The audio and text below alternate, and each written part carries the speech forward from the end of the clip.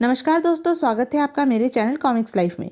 शुरू करते हैं मनोज कॉमिक्स की एक और मज़ेदार कॉमिक्स, नोटों में भगवान। नोटों में भगवान, लेखक अशीत चटर्जी, चित्रकार जगदीश पंकज। जैसा कि हम अपने पिछले वीडियो मकड़ी रानी और चमत्कारी चोर में देख चुके हैं कि शहर में हो रही चोरियां और ड्यूटी पर तैनात पुलिस कर्मियों के रहस्यमय ढंग से गायब हो जाने की वजह से आम जनता में आतंक फैल जाता है। पुलिस विभाग में खलबली मच जाती है। चमत्कारी चोर को पकड़ने का साहस किसी में नहीं रहता है। इसी बीच मकड़ी रानी की चमत्कारी चोर से मुठभेड़ होती है और वह यह जानने में सफल हो जाती है कि मास्टर नाम का एक खतरनाक वैज्ञानिक ही चमत्कारी चोर है। तब मकड़ी रानी अपने साथियों अजय, विजय और टिंगू को एक ऐसी कार का पता लगाने का काम सौंपती है जिसमें चमत्कारी चोर के आदमी चोरी का माल लेकर फरार हुए थे। अजय विजय उस कार की तलाश में मारे मारे फिरते हैं। अचानक वह कार उनको नजर नहीं आती है। वे पीछा करते हैं, लेकिन अपराधी उन्हें डॉस देकर निकल जाते हैं। असफल होकर लौटते समय अजय विजय की मुलाकात टिंगू से होती है, जो उन्हें प्रेत लीला की कहानी सुनाता है। प्रेतों का रहस्य जानने की कोशिश में वे एक रहस्य में एवं पुरानी हवेली तक पहुंच जाते हैं। हवेली के पास उन्हें एक हीरा मिलता है। असल में वह हीरा सेठ गुलाब राय ज्वेलर्स की दुकान में से चोरी गए हीरो में से एक होता है। अजय विजय के गुलाब राय से यह कहने के बावजूद कि वह हवेली और हीरे के बारे में किसी को कुछ न बताए, गुलाब राय संबंध पुलिस अधिकारी इंस्पेक्टर तारकुंडे को सब कुछ बता देता है। इंस्पेक्टर तारकुंडे हवेली में छापा मारता है, परंतु उसे वहां कुछ नहीं मिलता। तब वह शक के आधार पर अजय विजय और टिंगू को गिरफ्तार कर थाने ले जाता है। अब आगे। उधर हवेली के तहखाने में, हमें माफ कर दो मास्टर, आइंदा कभी हम तुम्हारे रास्ते की रुकावट नहीं बनेंगे। हा हा हा, तुम जो कहोगे हम वही करेंगे। जिंदगी भर तुम्हारी गुलामी करेंगे। हमें हमारा असली रूप वापस दे दो। हम वायदा करते हैं हमारी 7 पुश्तों तक भी कोई पुलिस की नौकरी नहीं करेगा। हम तुम्हारे आगे हाथ जोड़ते हैं। हमें अपने बीवी बच्चों के पास लौट जाने दो। और अट्टहास करती हुई वह रहस्यमय स्याह आकृति हॉल में मौजूद अपने आदमियों की तरफ पलटकर गुर्राई। देख रहे हो इन्हें? यही हाल तुम लोगों का भी हो सकता है। रहम मास्टर, रहम। इससे पहले कि हमारा कहर तुम पर टूट पड़े, बताओ पूरी एहतियात के बावजूद पुलिस इस हवेली में कैसे पहुंची? कौन है वह गद्दार? हमने आपका नमक खाया है मास्टर, झूठ नहीं बोलेंगे। कल शाम मोटरसाइकिल पर सवार 2 लड़कों ने हमारी कार का पीछा करने की कोशिश जरूर की थी, लेकिन हम उन्हें डॉस देकर निकल गए थे। यह झूठ बोल रहा है सरदार, वे 2 नहीं 3 थे। अब मेरी समझ में आया कि वे लड़के हवेली तक कैसे पहुंचे। और फिर चौकीदार रात हवेली में दाखिल हुए अजय विजय और टिंगू से हुई मुलाकात के बारे में मास्टर को बताने लगा। जैसे ही वह खामोश हुआ, मास्टर दहाड़ा, और तुमने उन लड़कों को लौट जाने दिया मूर्ख। वे लड़के तुम्हें जरूर पहचान लेंगे, इसलिए अब तेरा जिंदा रहना खतरे से खाली नहीं। रहम मास्टर, रहम। लेकिन मास्टर को चौकीदार पर जरा भी तरस नहीं आया। आह, और पलक झपकते ही, ईश्वर तुम्हारी आत्मा को शांति दे। हा हा हा। चौकीदार की मौत का यह नज़ारा देख बाकी आदमियों के बदन में झुरझुरी सी दौड़ गई। तभी मास्टर उनसे मुखातिब हो भयानक स्वर में बोला, तुम लोग फौरन उन लड़कों का पता लगाकर उन्हें खत्म कर दो, ताकि इस हवेली का जिक्र उनके होठों पर ना आ सके। Yes master. उधर तारकुंडे अजय विजय और टिंगू का मुंह खुलवाने के लिए सख्ती बरतने की सोच ही रहा था कि तभी, सर आपका फोन। ठीक है, तुम चलो, मैं आता हूँ। फिर तारकुंडे अजय विजय और टिंगू की तरफ पलटते हुए रूखे स्वर में बोला, मैं तुम लोगों को कुछ समय और देता हूँ, फैसला कर लो। तुम लोग मुंह खोलोगे या मुझे तुमसे सख्ती से पेश आना होगा। यह मत सोचो कि टिंगू है तो मैं कोई लिहाज करूंगा। इतना कह तारकुंडे दनदनाता हुआ हवालात से बाहर निकल गया। तारकुंडे के बाहर जाते ही विजय टिंगू से मुखातिब हो बोला, तू ही समझाना अपने पापा को। पापा को तो मम्मी ही समझा सकती है भाई। कुछ ही देर बाद हेड कांस्टेबल मौजीराम वहां आकर बोला, तुम लोगों को छोड़ा जा रहा है।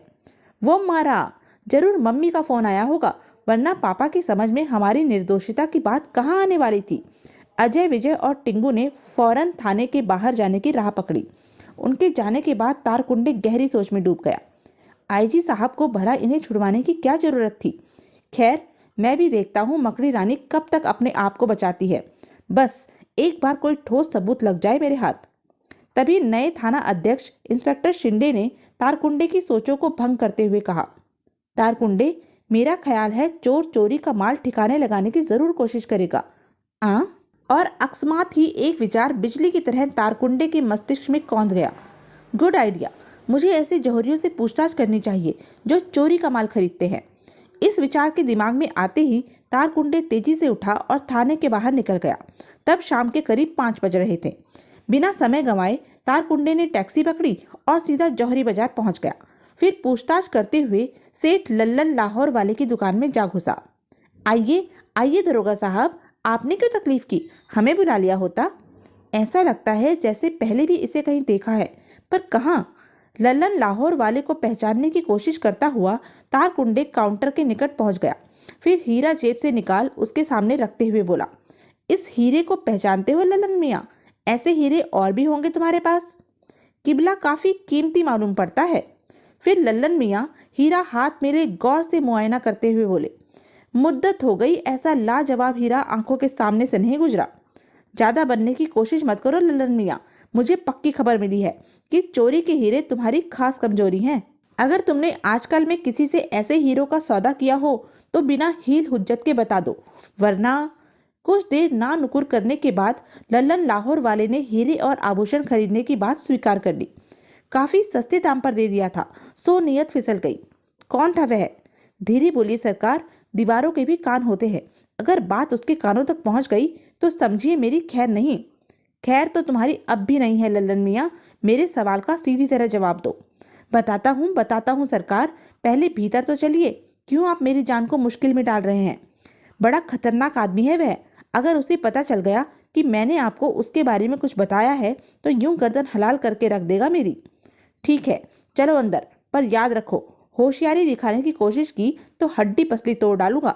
फिर तारकुंडे लल्लन लाहौर वाले के साथ भीतरी केबिन में पहुंचकर बोला, हाँ अब बोलो, कौन है वह? बताता हूँ हुजूर, सब कुछ बताता हूँ, पर वादा कीजिए आप इस मामले में मेरा नाम जाहिर नहीं करेंगे।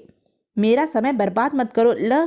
और तभी आह हा हा हा, दूसरे ही पल तारकुंडे मूर्छित हो फर्श पर ढेर हो गया। इसे अड्डे पर ले जाने का प्रबंध करो भीमा, मैं मास्टर को खबर करता हूँ। जो हुक्म सरदार। और लल्लन मियाँ के जाते ही भीमा अपने काम में जुट गया। थोड़ी ही देर बाद, अम्मा एहतियात से रखना, शीशे का सामान है, टूट फूट ना हो। जल्दी ही ताबूत को सामने खड़ी सफेद मेटाडोर में रख दिया गया और फिर जैसे ही मेटाडोर आगे बढ़ी, एक फिएट कार तुरंत मेटाडोर के पीछे लग गई। फिएट को स्वयं मकड़ी रानी ड्राइव कर रही थी।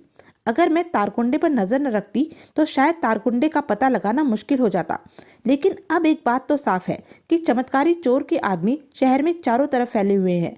लल्लन लाहौर वाला इस सच्चाई का प्रमाण है। फिर लगभग आधे घंटे बाद मेरा शक ठीक निकला। ये लोग उसी हवेली की ओर जा रहे हैं जिसका जिक्र अजय ने किया था। मुझे कार यहीं छोड़ देनी चाहिए। हो सकता है चमत्कारी चोर के आदमी इलाके की निगरानी कर रहे हों। और कार को वहीं कच्ची सड़क से हटकर वृक्षों की ओट में खड़ी कर मकड़ी रानी किसी छलावे की तरह आगे बढ़ी जा रही थी। कुछ ही देर बाद, गाड़ी वापस ले जाओ और मेरे फोन का इंतजार करो। ठीक है सरदार। तो यह है इस चबूतरे का राज। और लल्लन लाहौर वाले के नजरों से ओझल होते ही चबूतरे का खुला भाग फिर बंद हो गया। अगले ही पल भीमा मेटाडोर लेकर वापस लौट पड़ा। इसे बाद में देखूंगी, पहले चमत्कारी चोर से निपट लूं। दूसरे ही पल मकड़ी रानी गुप्त रास्ते की बजाय जंगल के रास्ते से हवेली की तरफ चल पड़ी। हवेली तक पहुंचने में मकड़ी रानी को ज्यादा वक्त नहीं लगा। तभी मकड़ी रानी ने अपनी बेल्ट का कोई बटन दबाया और पलक झपकते ही वह हवेली की छत पर जा पहुंची। फिर समय गवाए बिना वह अंधेरी सीढ़ियों से होती हुई नीचे उतरती चली गई। कुछ ही देर बाद मकड़ी रानी हवेली के ग्राउंड फ्लोर पर पहुंच गई। ऐसा लगता है जैसे यह हवेली वर्षों से वीरान पड़ी है।